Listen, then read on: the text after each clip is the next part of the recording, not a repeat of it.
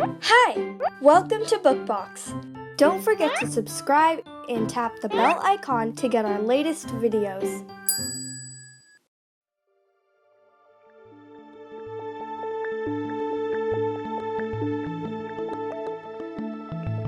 La plej granda trezoro de Amilcarg. Iun tagon Petro trovis trezormapon. Bonege mi serĉos tiun trezoron kaj spertos aventuron, li elkriis. Petro ekis. Li piediris dum longa tempo kaj finfine atingis arbaron. Tie li ekvidis leonon. Vi estas forta kaj kuraĝa, diris Petro al leono. Ĉu vi bonvolus veni kun mi por trovi trezoron? Leono akceptis kaj sekvis Petron. La arbaro estis densa kaj malhela. Petro timis, sed dank al leono li sukcesis trairi ĝin. Kiam la du finfine atingis montaron, ili ekvidis aglon. Via vidkapablo estas bonega, kaj vi povos averti nin pri danĝeroj, diris Petro al aglo. Ĉu vi bonvolus veni kun ni? Ni serĉas trezoron. Aglo akceptis kaj sekvis Petron kaj leonon. La montoj estis altaj kaj krutaj. Leono stumblis, sed Petro rapide helpis kaj suprentiris lin. Aglo per sia bona vidkapablo atentis pri ĉiuj iliaj paŝoj. Iom poste ili atingis valon, kie ili ekvidis ŝafon. Ĉu vi bonvolus veni kun ni por serĉi trezoron? Petro demandis al ŝafo. Kaj varmigi nin, kiam malvarmas? Ŝafo akceptis kaj sekvis Petron, leonon kaj aglon. Malvarmega vento blovis tra la senfina herbejo.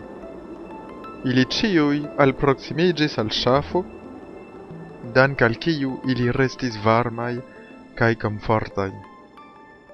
La kvar finfine atingis dezerton, kie ili ekvidis kamelon. Oni nomas vin ŝipo de dezerto, diris Petro al kamelo. Ĉu vi bonvolus helpi nin transiri la dezerton kaj veni kun ni por trovi trezoron? Kamelo akceptis.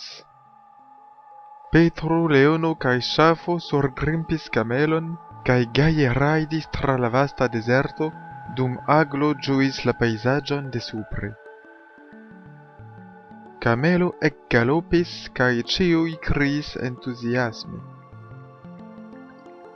Trairi dezerton sur dorso de kamelo estis elstara sperto. La kvin finfine atingis maron, kie ili ekvidis testudon. Ĉu vi bonvolus helpi nin transiri la akvan? Demandis Petro al testudo. Ni serĉas trezoron. Testudo akceptis kaj sekvis Petron, leonon, aglon, ŝafon kaj kamelon. La fortaj ondoj preskaŭ dronigis la grupon, sed testudo lerte kondukis ilin al la tero. Tie ili ekvidis strigon. Strigo alparolis ilin kun granda saĝeco. Gratulojn, vi trovis la trezoron. Kie ĝi estas? Ili ĉiuj demandis kun surprizo.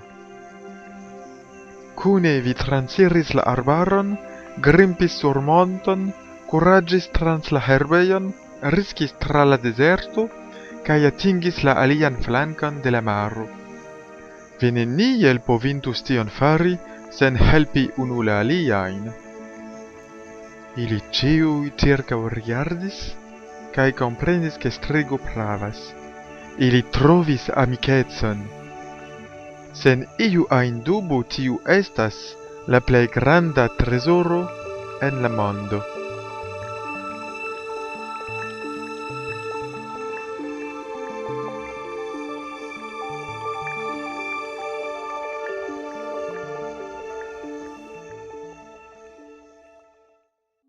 Hey there! Don't forget to like and share this video. Also, please leave your comments below.